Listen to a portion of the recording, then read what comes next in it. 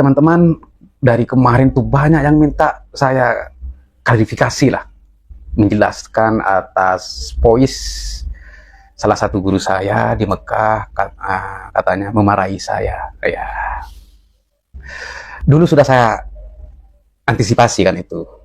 Ini nanti pasti kalau mereka itu tidak mampu menanggapi saya dan melawan dalil-dalil, data-data yang saya tunjukkan, atau bahkan ingin melumpuhkan tesis saya, pasti mereka akan menggunakan guru-guru yang ada di Mekah.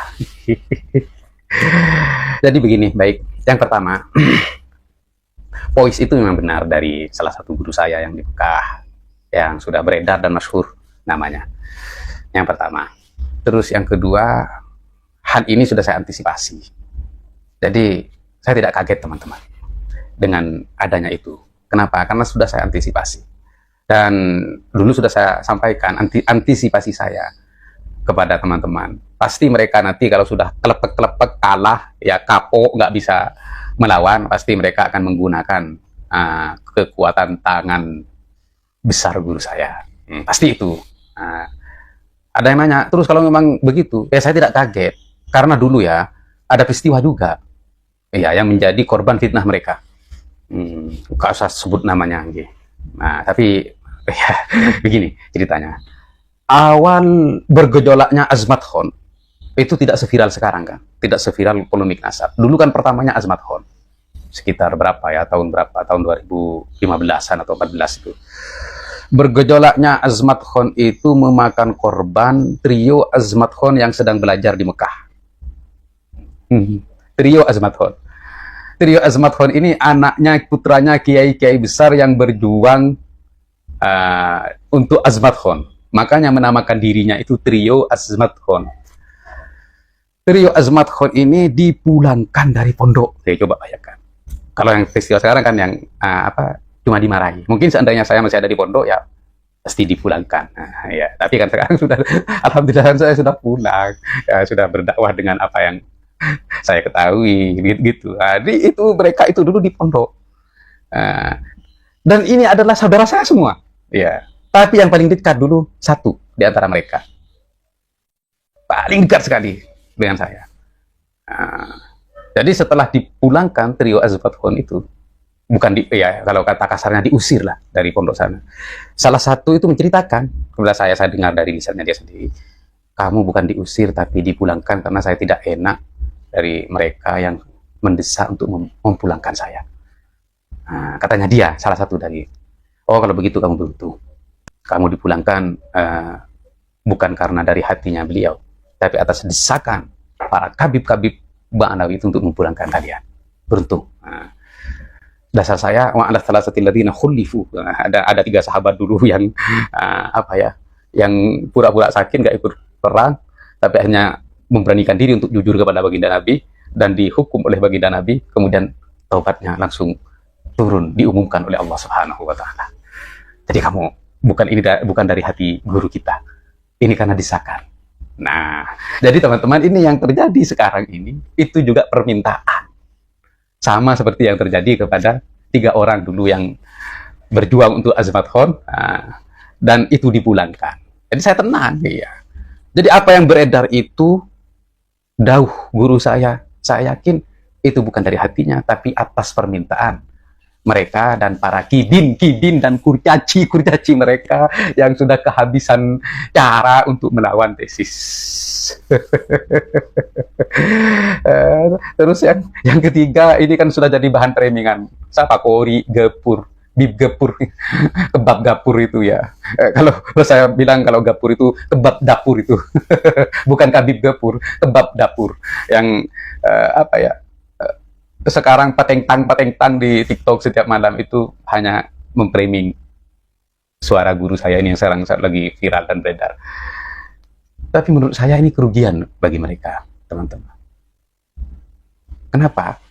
Jadi mereka itu nanti akan semua publik tahu, rakyat tahu kalau mereka hanya bisanya memframing, bisanya ya lapor seperti anak kecil walaupun sudah tua-tua. Bisanya dolim, singkirkan dia, kan gitu. Jadi nggak bisa gentleman ya. Kan sudah saya tantang kemarin itu, di titik saya masih ada itu. Kalau berani, ayo kita diskusi, adu data, duduk bersama, jangan adu otot, jangan adu jotos, ya adu otak, adu data, itu kan. Buktinya kan nggak berani. Beraninya ngelapor, ya saya suruh marahi, kan itu beraninya. Jadi insya Allah semua netizen bisa menilai ya, mereka bisanya ya menjatuhkan, framing. Nah, sebenarnya kalau saya jadi mereka, saya larang Gapur dan si Kori pengkhianat itu untuk memframing. Karena ini akan memperlihatkan dengan jelas kualitas keilmuannya. Yang hanya bisa memframing, menghina, mencaci. Seperti perilaku bosnya ketika mencaci para ulama di panggung-panggung. Hai babi, hai anjing, ketika kontestasi pilpres dulu. Kan kalah pintar dengan para kiai, akhirnya ya hai babi, hai anjing, ya memframing, mencaci, dan menjatuhkan. Nah, seperti itu disampaikan. Ya, baik teman-teman. Terus yang ketiga, kami sudah mengkaji hegemoni total seorang guru terhadap murid. Nah, saya mengkaji. Jadi konsep seperti ini adalah konsep Imamiyah, Ismailiyah. Ini saya mengkaji, nanti di video berikutnya akan saya jelaskan secara detail nanti konsep ini. Jadi kita semua ini di Indonesia selama ini sudah dicekoki konsep mereka tanpa kita sadari. Hukuku syekh la taubatalahu itu diantaranya. Jadi seorang murid ini seolah-olah tidak boleh berijtihad, berjuang, dan berusaha di dalam keilmuannya, kajiannya. Jadi harus patuh total kepada guru. Kalau berbeda dengan guru, maka murid ini akan dicap seperti murid durhaka. Padahal kalau ahli sunnah wal jamaah tidak seperti itu. Ini kalau ahli sunnah wal jamaah, kecuali orang-orang yang terlanjur asubiyah, fanatisme, fanatik buta. Kenapa saya bilang seperti ini? Saya mengkaji tentang lahirnya mazhab ketiga. Tahu siapa mazhab ketiga? Ya tentu Asy-Syafi'i dong, Imam Syafi'i. Jadi awal mulanya Imam Syafi'i berijtihad untuk mendirikan mazhab ketiga ini banyak dikecam, bahkan dibilang durhaka kepada guru. Bahkan Ashab bin Abdul Aziz ini temannya, satu alumni. Kan Imam Syafi'i ini muridnya Imam Malik. Jadi teman-temannya semua pengikutnya Imam Malik mendoakan Imam Syafi'i sampai dia meninggal dalam sujudnya, ya Allah, Allahumma amit Syafi'i. Ya Allah, matikan Syafi'i. Fa in abqaitahu lan darasa madhab Imamuna Malik. Jika engkau membiarkan Syafi'i hidup, maka madhab guru kami Imam Malik ini akan terkikis habis oleh madhab Syafi'i. Kenyataan apa yang dia doakan itu. Allah tidak mematikan Imam Syafi'i, dan yang Allah mengijabahi barisan kedua dari doanya Ashab. Ini sama-sama orang Islam, iya, sama-sama orang Islam. Ini sama-sama orang Ahlussunnah wal Jamaah, iya, sama-sama orang Ahlussunnah wal Jamaah. Kok bisa terjadi seperti itu? Nah, disitulah hati manusia yang tidak mungkin sama. Disitulah hawa nafsu manusia yang tidak mungkin sama. Tapi seandainya tidak ada usaha dari Imam Syafi'i, maka tidak akan lahir mazhab ketiga, dan kita mungkin pasti akan memiliki dua mazhab, yaitu Hanafi dan Maliki, dan kita harus berkiblat kebiasaan kita kepada kebiasaan orang ahli Madinah yang menjadi perhatian khusus oleh Imam Malik di dalam mendirikan mazhabnya. Jadi semua orang muslim di dunia, kebiasaan adat kebiasaan ini, budaya harus berkiblat ke Madinah. Begitu teman-teman. Jadi apa yang sudah terjadi dan beredar itu nggak usah disaukan, karena itu adalah kekejian mereka yang tidak mampu melawan kita dengan adu data dan berbanding dalil seperti itu. Saya yakin trio Azmathon itu ketika mendengar ini ya pasti tertawa. Mereka menjadi korban lebih dulu daripada saya, tapi korbannya mereka itu lebih kejam daripada saya, dan lebih khusus terhadap saudara-saudara yang sering menanyakan bagaimana tanggapan saya terhadap voice yang sudah beredar itu. Inilah tanggapannya. Jadi ponakan-ponakan yang sering nanya, ini tanggapannya. Dan nggak usah dianggap apa-apa, karena pasti beliau itu hanya diminta untuk marah, dan beliau pasti tertekan, kemudian beliau melakukannya. Seperti halnya dulu kepada trio Azmathon yang harus dipulangkan dari pondok, tapi karena ini bukan kemauan beliau dan bukan dari hati beliau, mereka itu sekarang menjadi orang-orang besar semua, orang-orang sukses semua, karena mereka adalah mazlum. Dan salah satu dari mereka dulu menyampaikan kepada saya bahwa beliau ini berkata, mohon maaf, kami harus memulangkan kalian semua, tapi ini bukan atas kemauan saya, tapi atas desakan dari mereka-mereka itu. Jadi kamu dipulangkan nggak apa-apa ya, tapi bukan atas dasar kemauan dari saya. Jadi saya mohon maaf. Nah, kenapa kok bisa seperti itu? Yang mengelilingi beliau itu sekarang adalah Bang Alawi semua, ketua pengurus, sekretaris pengurus, bendahara, dan para sesepuhnya itu. Memang mereka itu hebat di situ. Jadi kalau punya keinginan ya, kalau punya keinginan itu, maka mereka mengorbankan diri mereka untuk tidak pulang ke tanah air atau ke Indonesia, ya. Mereka lebih bertahan di sana untuk menguasai pondok, ya. Oleh karena itu, mereka yang berkuasa di sana. Jadi apapun saya dan siapapun para kiai yang bertentangan dengan kabib-kabib yang di Indonesia ini, pasti mereka kalah kalau kita dihadapkan kepada guru kita. Ya, jadi itu bukan apa-apa, tapi yang saya minta kepada organisasi alumni yang ada di Indonesia, demi Allah saya tidak ridho. Demi Allah saya tidak ridho kalau guru kita itu diseret terhadap polemik yang ada di Indonesia.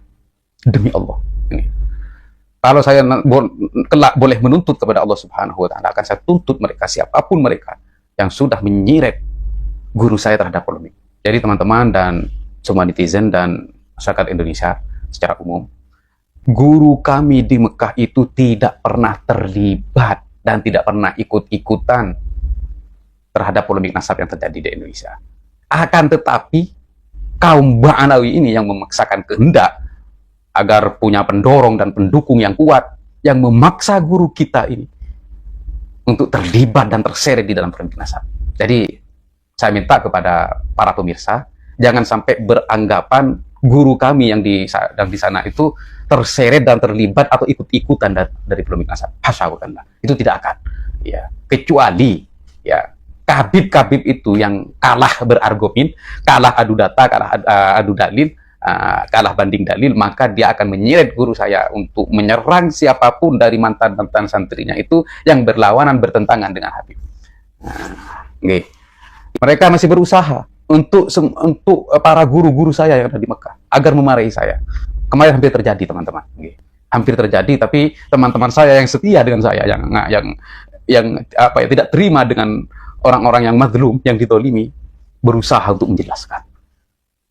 Kalau yang itu kan kita kecolongan, ini berusaha dan kita sulit mempunyai akses ke sana. Saya pun kemarin haji sama istri saya, mau suhan 3 kali minta izin, tidak diterima.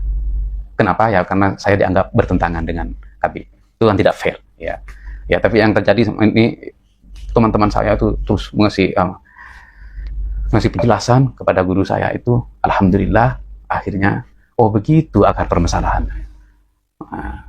Saya ini baru dengar bahkan gitu. Jadi video-video itu yang menyesatkan dikirim oleh teman-teman saya. La haula wala quwata illa billah. Saya ini baru dengar, demi Allah, katanya salah satu guru saya. Ya Allah. Jadi saya yakin mereka itu, guru-guru beliau-beliau itu tidak tahu akar permasalahannya, polemik ini terjadi gara-gara apa. Itu tidak tahu. Tahunya hanyalah beberapa kiai membatalkan nasab mereka. Itu yang disampaikan. Sebab penyebabnya itu tidak diceritakan, kejelekan Ba'alawi, kesesatannya itu. Ya, begitulah. La ilaha illallah Muhammadur Rasulullah. Ya, waktunya sudah lewat. Insya Allah bisa dipahami ya. Ya, itu bukan kemauan guru saya, dan itu hanya fitnah yang masuk, laporan yang masuk ya untuk menjatuhkan dan membunuh karakter saya. Dan ternyata guru-guru saya itu tidak tahu akar permasalahannya. Siapa pertama yang berulah, Padahal mereka pertama yang berulah, kemudian mereka merengek-rengek, kami dibatalkan nasabnya di Indonesia guru, ini oleh Imad, oleh Ja'far katanya, jadi ayo marahin Ja'far gitu. Gila Ja'far itu katanya, kok bisa seperti itu. Oleh karena itu saya tanya, Dek, benar kamu katanya sekarang umroh? Iya, ini baru pulang dari pondok. Oh iya. Terus apa yang disampaikan, apa beliau nggak nanya? Iya nanya panjang lebar. Tapi kan saya jawab sesuai dengan apa yang jenengan sampaikan ke saya. Kalau selama 500 tahun nasab Ba'alawi itu maudhu, waktu putus, tidak ada. Ya saya jelaskan itu Kak katanya. Semua saya jelaskan apa yang saya dengar dari kamu dulu ketika di mana. Oke. Terus apa katanya beliau? Beliau itu menggeleng-gelengkan kepala, musibah ini Fatihah katanya, kan belum tahu kan? Ya. Oh, kalau begitu coba saya kirimkan kesesatan-kesesatan Ba'alawi itu. Nah, saya kirimkan dari buku-buku Horofat itu, saya screenshot, enggak saya kirim PDF-nya Mas Rizky, karena di layout itu geser. Ini biar nanti yang tidak bisa berbahasa Indonesia atau guru-guru saya yang di Arab nanti bisa membaca kitab itu dan ya bisa tahu lah apa sebab penyebab dari polemik nasab yang terjadi di Indonesia ini. Jadi saya sampaikan kepada guru saya, ini bukan hanya hadza itu ya Sidi. Jadi ini tidak seperti yang kamu lihat dan tidak seperti yang kamu dengar. Wahai guru, di sini di Bali ini adalah ada harokah yang tercium, adalah harokah Imamiyah Ismailiyah dari kelompok Syiah. Kami bisa memahami dari apa yang mereka sampaikan fil manabir fil mujtama'at atau fil hafalat, jadi di dalam mimbar-mimbar khutbah, di dalam mimbar-mimbar pengajian, di dalam mimbar-mimbar acara pertemuan, perkumpulan, semua itu mereka di sini ada fihi tahrif. Di sini ada penyelewengan tafsir, penyelewengan arti dalil dari Al-Quran dan As-Sunnah kepada leluhur mereka untuk gerakan mereka. Itu Mas. Di kitab yang ketiga itu lebih jelas, lebih lengkap. Terus? Makanya Mas Rifki, di kitab yang ketiga kenapa agak lama? Di kitab yang ketiga ini saya bukan hanya menceritakan mereka, akan tetapi saya ceritakan yang pertama itu adalah leluhur mereka. Terus yang kedua itu adalah pengikut-pengikutnya. Terus yang ketiga adalah gerakan-gerakannya. Nah dari sini, dari leluhur dan pengikutnya itu saya butuh data yang banyak.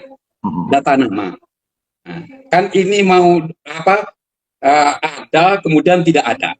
Ada versi mereka palsu, kemudian tidak adakan oleh Kiai sebagai tokoh fiktif. Ya. Nah sekarang saya mau mengembalikan keadaan bahwa itu ada. Oleh karena itu saya perlu data yang sangat konkret kepada muhibbin bahwa kitab Syarhul Ainiyah Mas Romul Rawi dan suruh jual di tuku-tuku kitab di Mekah. Kalau berani, pasti yang beli tuku itu, ini keluarkan ini pasti begitu. Buktikan coba. Ya. Bawa 5 atau 10 dari Jauharus Safat, Mas Romul Rawi, Syarhul Ainiyah, terus kasih di tuku ini, jual, kasih gratis kamu jual 10 kitab, pasti disuruh buang itu.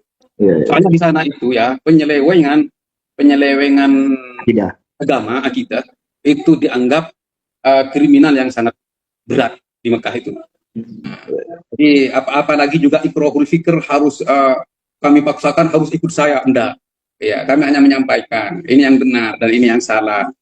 Ciri-ciri dari Imamiyah itu ada di klan Ba'alawi, di gerakan Ba'alawi. Ciri-ciri Imamiyah Ismailiyah Ubaidiyah, di antaranya mufadolah. Itu siapa yang mencetuskan mufadolah pertama kali mencetuskan mufadolah itu adalah Abdullah bin Sabah. Mufadolah itu membanding-bandingkan.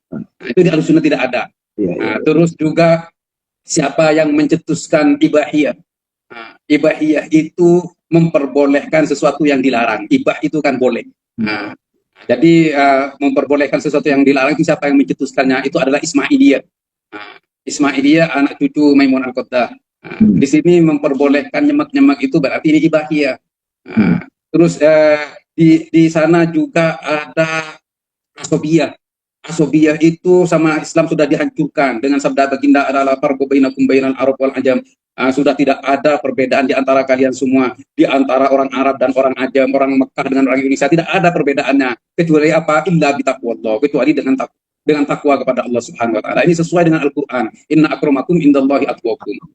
Seperti itu Mas Rifki. Oke, Jafar, tadi yang mau disampaikan apa, Oke, Jafar?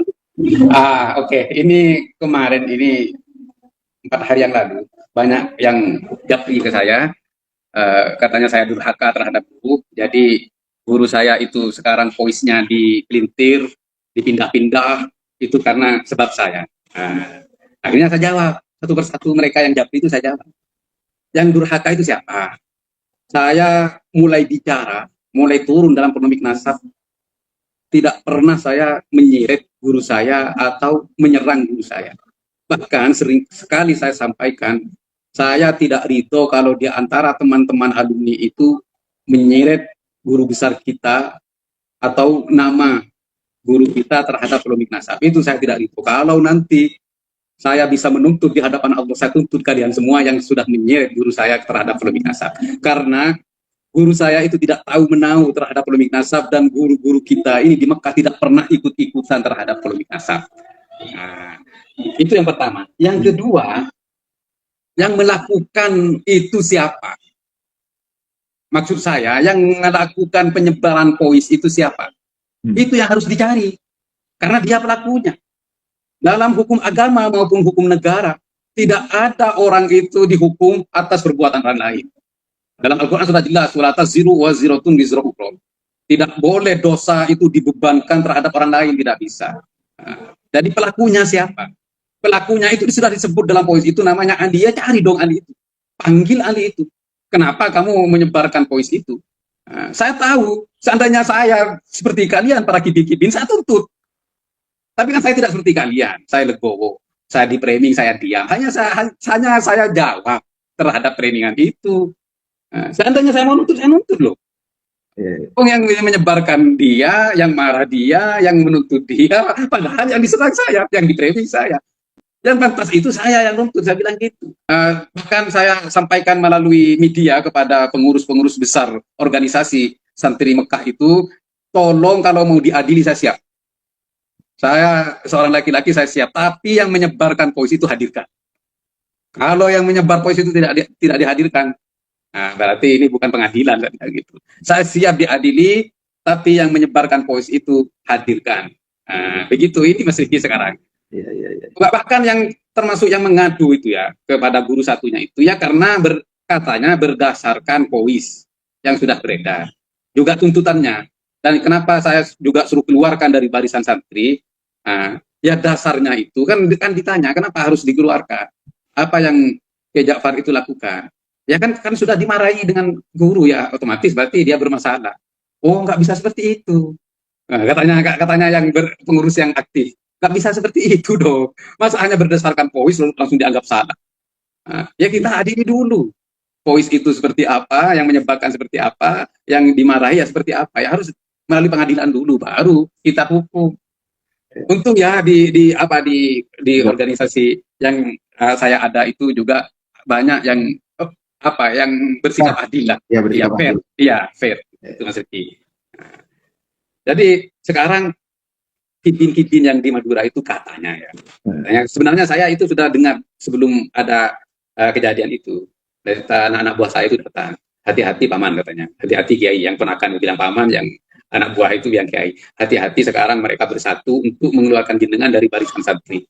Oh, saya tidak masalah, saya bilang gitu. Walaupun dikeluarkan, kan yang mengeluarkan bukan guru saya sudah meninggal. Iya. Kalau yang mengeluarkan guru saya nangis sampai mati saya gitu. Yang mengeluarkan sekarang ya orang Madura juga.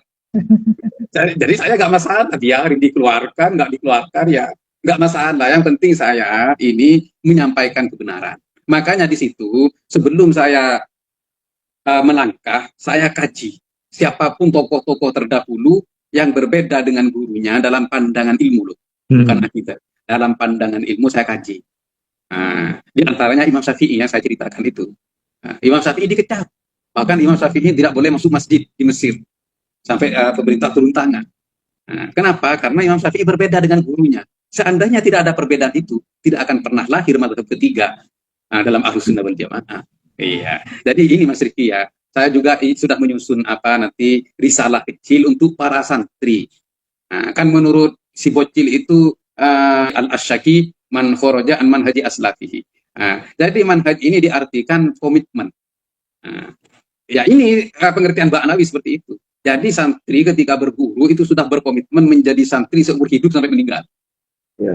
Ya menjadi santri ya tidak boleh membedai gurunya, komitmen katanya. Nah di sini terlalu sempit di dalam mengartikan itu. Saya bilang ini bukan komitmen, ini manhaj, jalan dakwah. Kalau misalnya terjadi perbedaan penelitian, perbedaan ijtihad, kalau sekarang ijtihad sudah ditutup, ya yang ada hanya penelitian, ya tidak masalah dong. Tapi sesuai dengan dalilnya, dan jangan keluar dari manhaj Ahlus Sunnah wal Jamaah. Itu baru celaka itu, saya bilang gitu. Jadi biar santri ini, kenapa santri-santri di Indonesia tidak berkembang? Iya, ya karena santri ini di Indonesia dianggap komitmen. Akhirnya apapun santri itu, apapun penelitian santri itu tidak boleh berbeda dengan gurunya. Kalau ikut Kabib dan nyantri kepada Mukhibin Kabib, ya seperti itu Mas Rifki. Jadi ini semoga sampai di telinga santri, kan sekarang sudah pulangan dari pondok semua. Iya, jadi semoga ini jadi apa? Jangan pernah takut untuk meneliti, dan jangan pernah takut untuk mengkaji, dan jangan pernah takut untuk memperdalam lagi apa yang kalian semua dapat dari pondok masing-masing. Kembangkan ilmu. Jadi kalau kita kembali ke Al-Quran, Iqra bismi rabbikal ladzi khalaq, khalaqal insana min 'alaq, Iqra wa rabbukal akram, alladzi 'allama bil qalam, 'allamal insana ma lam ya'lam. Di sini 'allamal insana ma lam ya'lam. Yang sebenarnya yang memberi pengetahuan itu adalah Gusti Allah melalui sebab jalur pengetahuan itu dari tangan-tangan guru jenengan. Jadi ketika Imam Syafi'i mengadu kepada gurunya Waqi, syakautu ila Waqi'in bisu'i hifdi, fa amartu bi tarkil ma'asi. Jadi katanya Imam Syafi'i, setelah saya mengadu kepada guru saya tentang jeleknya hafalan saya, maka guru saya memerintahkan saya untuk meninggalkan kemaksiatan. Tinggalkan kemaksiatan. Kenapa? Li'annal ilma nurun wa nurullahi la yuhda li'asi. Karena sesungguhnya itu ilmu itu adalah nur Allah, bagian dari nur Allah, dan nur Allah itu tidak diberikan kepada orang yang bermaksiat. Nah ini jelas. Jadi para santri, bukan saya mengajak kalian semua, jangan salah paham. Bukan saya mengajak kalian semua durhaka terhadap gurunya, enggak, melawan enggak. Tapi dalam kajian dan penelitian. Saya melihat sudah video kalian semua di Bahsul Masail, hebat semua, tegas semua, dan bisa berdebat dengan para perumusnya dan narasumbernya. Itu luar biasa. Makanya itu semua kembangkan. Hindari durhaka. Durhaka itu bedakan antara durhaka dan beda pendapat. Durhaka itu menyakiti guru. Berani terhadap guru itu durhaka. Tapi kalau cuma beda pendapat, seandainya tidak ada perbedaan pendapat antara Imam Syafi'i dan Imam Malik, maka tidak akan pernah lahir mazhab ketiga Syafi'i yang kita anut ini. Ini satu. Nah, yang kedua, seandainya tidak terjadi perbedaan pendapat di antara murid dan gurunya, yaitu Abul Hasan al-Asy'ari, pendiri mazhab akidah al-Asy'ariyah Ahlus Sunnah wal Jamaah, gurunya itu adalah bapak angkatnya sendiri, Abu Ali al-Dubbai Mu'tazilah. Seandainya tidak ada murid yang berani meneliti seperti Abul Hasan al-Asy'ari, maka tidak akan pernah lahir dalam akidah mazhab Asy'ariyah. Seperti itu santri-santri. Terkadang beliau itu ya'khud bil farqi wa yatrukul asl. Mengambil cabang itu, ya, pendapat para sahabat dan ketetapan para sahabat, dan meninggalkan asal, yaitu Al-Quran dan Al-Hadis. Itu katanya Imam Syafi'i tentang Imam Malik. Amma indi, wah ini ekstrim ini. Kalau menurutku as-syar'u itu ada 4. Syara itu ada asalnya 4. Imma nas minal Quran, imma nas dalil dari Al-Quran, kemudian nas minal ahadis, nas dari ahadis, ini yang kedua. Yang ketiga apa? Ijma. Ijma ulama, baik di kalangan sahabat maupun sampai sekarang. Yang ketiga. Yang keempat apa? Al-qiyas. Kalau sudah tidak ada di 3 ini, maka kita kiaskan. Kita bandingkan. Kemudian kita tetapkan hukumnya sama dengan asalnya. Seperti itu. 4. Terus kan Imam Syafi'i ditegur sama teman-temannya. Sama dengan saya sekarang ditegur kan. Dengan sesama alumninya. Hal adalla Malik An-Nas ya Ibn Idris katanya, apakah Syekhuna Malik ini menyesatkan manusia? Kalau memang jenengan anggap itu salah. Nah, saya nggak menganggap salah. Cuma perbedaan antara pandangan saya dan guru saya. Kan gitu katanya Imam Syafi'i. Apakah Imam Malik menyesatkan manusia? Enggak. Imam Malik tidak menyesatkan manusia. Bal hum dollu bita'assubihim lahu. Bal hum. Akan tetapi mereka santri-santrinya dan pengikut-pengikutnya itu yang sesat karena terlalu fanatik terhadap Imam Malik. Nah, ini yang disesatkan oleh Imam Syafi'i. Jadi ini saya ambil dalil, santri-santri kalau terlalu fanatik sama gurunya, ini bukan menurut saya, menurut Imam Syafi'i kalian semua itu sesat. Jadi harus kita saya selama ini harus kita pahami bersama. Saya selama ini mengungkap nasab Bang Alawi sebenarnya atas rasa penasaran saya mulai 2014. Semenjak keluar unjuk rasa ke jalan-jalan untuk menentang pemerintah dan menyerang pemerintah, mengatasnamakan agama. Itu yang pertama. Yang kedua, saya melihat gerakan Bang Alawi ini membanding-bandingkan kiai, bahkan menjatuh-jatuhkan kiai, bahkan mencaci maki dan memisu-misu, hai anjing, hai babi. Ini yang buat saya rasa penasaran. Tapi ya, karena sesuai apa yang disampaikan oleh guru saya dalam poin yang beredar itu, ya ta'adab. Karena saya masih ya ta'adab dengan orang-orang yang diketahui sebagai dzurriyyah Nabi, saya tidak berani berbicara. Karena saya beradab dengan mereka yang dulu sudah masyhur diketahui sebagai dzurriyyah Nabi. Hingga keluarlah Kiai memecahkan semua masalah yang selama ini terselubung, yang selama ini bohong, dipecahkan oleh Kiai. Nah, di sini saya tertarik untuk mengkaji apa tesisnya Kiai itu, untuk menjadi pedoman dan dalil bagi saya bahwa mereka itu bukan dzurriyyah Nabi, hingga saya berani berucap. Saya kaji, saya kumpulkan kitabnya, saya kaji juga kitab-kitab yang lama, apakah apa yang disampaikan Kiai itu benar apa salah. Jadi saya bukan fanatik buta terhadap Kiai. Kalau Kiai itu salah, saya tidak akan pernah mengikuti Kiai. Tapi setelah saya kaji apa yang disampaikan Kiai itu sesuai dengan kaidah ilmu nasab, sesuai dengan sejarah bahwa Ubaidillah itu tidak pernah dibicarakan, terputus nasabnya selama 500 tahun. Nah, disinilah saya baru, wah kalau begini ini benar. Dan kebenaran itu dikuatkan, diyakinkan lagi, karena sampai saat ini kaum Ba'alawi tidak bisa menyanggah apa yang disampaikan Kiai Imad. Berarti ini sudah menjadi dalil bahwa apa yang disampaikan Kiai Imad itu adalah benar. Oleh karena itu, karena ini benar, makanya saya memberanikan diri bahwa nasab Ba'alawi itu putus. Dan sampai saat ini tidak ada dalilnya. Karena itulah saya juga mengkaji, kalau memang putus, lalu mereka anaknya siapa? Bapaknya mereka siapa? Saya mengkaji melalui ciri-ciri badan mereka. Ini yang dinamakan, disebut dalam kitab nasab, dalam kitab Rosail sebagai Khilafah Athariyah, Khilafah Basyariyah. Saya cari, saya gali, dan saya perdalam, pertajam kajian-kajian ilmu sejarah yang nanti akan menjadi data sekunder. Data sekunder bagi penelitian saya itu, dan juga saya kaji dari Khilafah Athariyah dan Khilafah Basyariyah. Dari mana? Dari Baqaya Ismailiyah, dari Baqaya Ubaidiyah, dari Baqaya Alawiyah, dari Baqaya As-Sabaiyah. Kok saya kumpulkan semua? Saya, karena ini dianggap tokoh fiktif, maka tokoh-tokoh historis, saksiat-saksiat hakikiyah kalau bahasa Arabnya itu, saya kumpulkan semua saksiat-saksiat hakikiyah ini. Untuk apa? Untuk menjadi data sekunder pendorong atas penelitian saya ini hingga menjadi benar dan nyata. Seperti itu teman-teman. Bagi kaum santri, jangan takut untuk meneliti. Jadi pesan saya bagi kaum santri semuanya atau mahasiswa semuanya, jangan takut untuk meneliti. Ayo menelitilah, karena imam-imam besar itu semua lahir dari beraninya untuk meneliti, sehingga memberi kontribusi keilmuan dan hukum-hukum bagi agama Islam dan syariat. Seperti itu. Terima kasih. Saya bisa salah. Katanya Imam Syafi'i ya, wa fin nihaya qauli shawabun yahtamilul khata' wa qaulu ghairi khata'un yahtamilus shawab. Yang artinya penyampaian terakhir katanya Imam Syafi'i. Jadi perkataan saya dianggap benar tapi bisa salah, dan pernyataan atau penyampaian orang lain dianggap salah tapi bisa benar. Oleh karena itu kebenaran berada dalam ilmu, bukan diri manusia. Seperti itu Mas.